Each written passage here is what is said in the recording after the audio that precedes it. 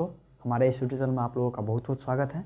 जैसा कि आप थंबनेल देखकर समझ ही गए होंगे कि आज हम लोग बात करने वाले हैं बिहार बोर्ड मैथ का 100 मार्क्स का जो होता है एग्ज़ाम, उसके सिलेबस के बारे में कि हमें कौन कौन से चैप्टर पढ़ने हैं और हमें किस चैप्टर के अंदर क्या पढ़ने को मिलेगा और इसमें कौन कौन से चैप्टर इंपॉर्टेंट है। तो आपको हम सबसे पहले बता दें कि केवल आप एक चैप्टर पढ़ लीजिए तो आपका 88 से 90 मार्क्स आ सकता है। अभी तो डबलिंग का एग्जाम है तो आपको होता है 100 मार्क्स बनाना, लेकिन 200 एग्जाम बिहार बोर्ड पूछती है तो आपको 200 में से अकेला वो चैप्टर 88 मार्क्स, और आपको समझ लीजिए 100 ही मार्क्स के लिए आप 88 चैप्टर, अब एक चैप्टर जो आपको 88 से 90 मार्क्स तक दिला सकता है।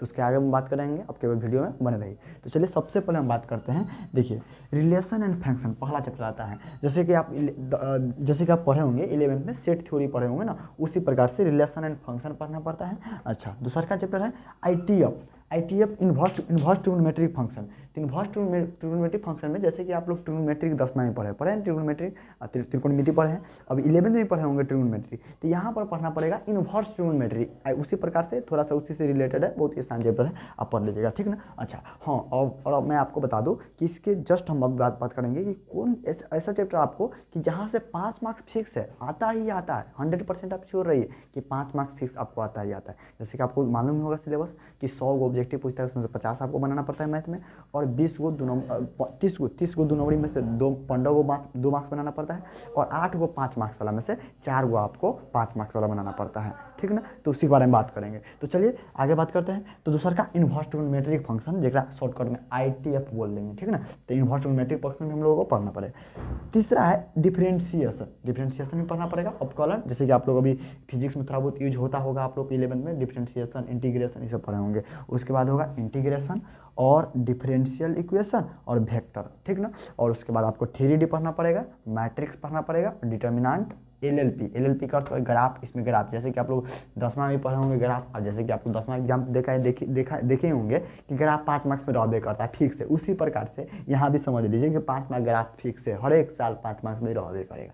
2 मार्क्स में भी रहता है, ऑब्जेक्टिव भी रहता है, 2 मार्क्स में 2 रहेगा। आप एगो 5 मार्क्स में तो 100% फिक्स है और ऑब्जेक्टिव भी रहता है, ठीक ना। और उसके बाद बात करते हैं प्रोबेबिलिटी प्रायिकता, जैसे आप लोग पढ़ के आएंगे कि ताश वाला कॉन्सेप्ट पढ़ के आएंगे, सिक्का को उछाला, वो वाला कॉन्सेप्ट जो पढ़ के आए ना प्रोबेबिलिटी प्रायिकता वाला 10वां में, उसी को पढ़ करना पड़ेगा यहाँ पर, ठीक ना। तो आगे तब देखिए, अब हम ये बात करेंगे कि कौन से चैप्टर, अगर आप केवल हम जिससे बता रहे हैं ना 8 को 5 मार्क्स आता है ना, तो जो चैप्टर बता रहे हैं बस उसी को आपको मान लीजिए, उसको किसी हर एक हाल में आप मिस नहीं कीजिएगा, नहीं तो आपका स्कोर बहुत ही गड़बड़ा सकता है, उसको कमांड करना ही करना है। अब देखिए कितना बात करता है कि जैसे कि आपको मैथ में हम पहले बात करते हैं, तो मैथ में आपको जैसे पढ़ना पड़ेगा कितना कितना कितना जगह पर एक NCERT का बुक फॉलो करवाता है, कितना किसी सिन्हा का बुक, और कितना RS अग्रवाल का बुक। तो आपको मैं क्लियर कट बता दूँ कि बोर्ड एग्जाम के लिए केवल आपको NCERT बनाना है। हाँ, आपके पास शुरू में बहुत समय होंगे, तो शुरू में आप एक NCERT बनाना तो बनाना ही हर एक हाल में, आप एक KCC ना या RS वाले दोनों में से किसी एक को आप ले लीजिए और उसको साथ साथ बनाते चलिए। लेकिन लास्ट जो समय आएगा तो वहाँ पर आपको केवल बोर्ड एग्जाम के व्यू से केवल आपको NCERT को एकदम पूरा एकदम बना देना है। NCERT बोर्ड एग्जाम जब पूछेगी सेम टू सेम क्वेश्चन उसी से रहेगा, उसी पैटर्न पर क्वेश्चन रहेगा, उसी क्वेश्चन रहेगा, ठीक ना। तो KCC ना आप ले रहे हैं तो वो केवल अपना नॉलेज को आगे बढ़ाने के लिए ना, तो बाकी बात बोर्ड एग्जाम की बात करेंगे तो NCERT केवल प्रेफर, ठीक ना। तो आपको केवल जो बुक करना है, जैसे कि 88 से 90 मार्क्स अकेला ही देगा।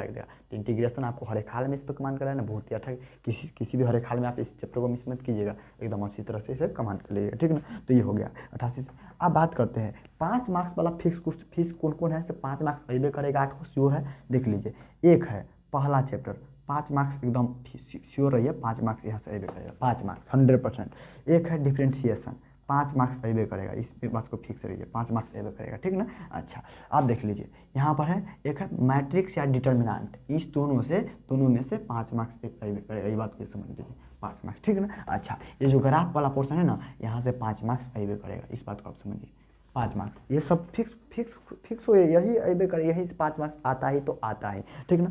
एक है वेक्टर, देख लीजिए यहाँ पर वेक्टर से 5 मार्क्स अबे करेगा, याद समझ लीजिए, वेक्टर से 5 मार्क्स आ गया। प्रोबेबिलिटी से भी 5 मार्क्स आता है,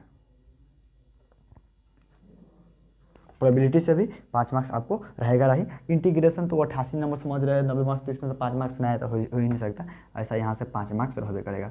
और आप ऐसे समझ लीजिए कि हम की बार को जो 2024 का एग्जाम हुआ है, केवल आपको एग्जाम में इंटीग्रेशन ही देखने को मिलेगा, एग्जाम के क्वेश्चन पेपर में केवल इंटीग्रेशन, ऑब्जेक्टिव हो सब्जेक्टिव हो क्या हो अति हो, ऑब्जेक्टिव हो या सब्जेक्टिव हो या 5 मार्क्स हो, केवल इंटीग्रेशन ही देखने को मिलता है, सब ऑब्जेक्टिव 2 नंबरी वाला में सब, ठीक है ना। तो ये आपको इंटीग्रेशन। अच्छा, डिफरेंशियल इक्वेशन से भी ये सब 5 मार्क्स वाला क्वेश्चन है। ये 5 मार्क्स वाला क्वेश्चन हो गया आपको, लेकिन सबसे ज़्यादा आपको ध्यान रखना पड़ेगा ना, ये रिलेशन फंक्शन उतना नहीं, कभी कभी ऑब्जेक्टिव भी बहुत कंफ्यूज है, 2 मार्क्स वाला भी कंफ्यूज, लेकिन आपको पढ़ना है, ध्यान से पढ़ना है। बहुत सारे टीचर शुरू में पढ़ाते भी नहीं है, लास्ट में केवल पढ़ाते हैं, कितना छोड़ भी देते हैं लेकिन कितना पढ़ाते हैं, ठीक है ना। तो इस आप समझ लीजिए।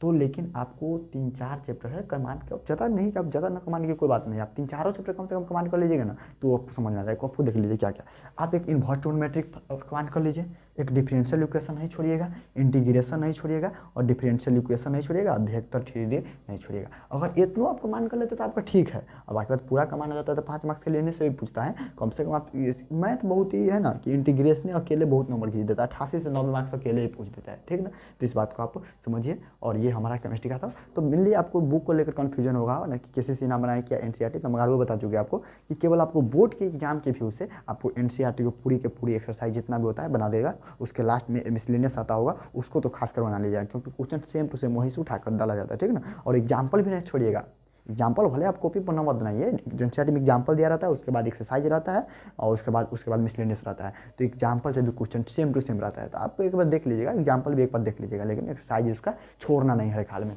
और इस इंटीग्रेशन डिफरेंशिएशन को, जिसे कैलकुलस वाला पार्ट बोलते हैं, उससे मत छोड़िएगा, ठीक है। तो इसको आप सबसे पहले आप देख लीजिएगा। और इस चैनल पर जो हमारा चैनल है A to Z science centre, इस पर हम सबका सेपरेट जो भी इंपॉर्टेंट है, जैसे ITF हो गया, डिफरेंशियल इंटीग्रेशन हो गया, इसका हम सेपरेट वीडियो बनाकर इस पर डालेंगे, ठीक है ना। तो आपको जो भी दिक्कत है आप आकर एक बार विजिट कीजिएगा, देख लीजिएगा। और इस बार तो आप लोग जैसे कि आई होप आप लोगों को पूरी वीडियो समझ में आ गया होगा, और आप इस चैप्टर को एकदम बिल्कुल मिस नहीं कीजिएगा, हर एक हाल में से मिस नहीं कीजिएगा, पूरी तरह कमांड कर लीजिए। और आपको एनसीईआरटी बुक ज़्यादा फॉलो कीजिए। आपके पास अभी शुरू में समय तो आप केसीसी ना या RS अग्रवाल दोनों में से उसके साथ साथ लेकर बना सकते हो, कोई दिक्कत नहीं है, लेकिन ज़्यादातर आप एनसीईआरटी को हर एक हाल में बना दीजिए, पूरा बनाना पड़ेगा आपको, ठीक ना।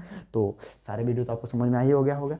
और आप लोगों को वीडियो कैसा लगा एक कमेंट जरूर कीजिएगा। तब के लिए जय हिंद, जय भारत।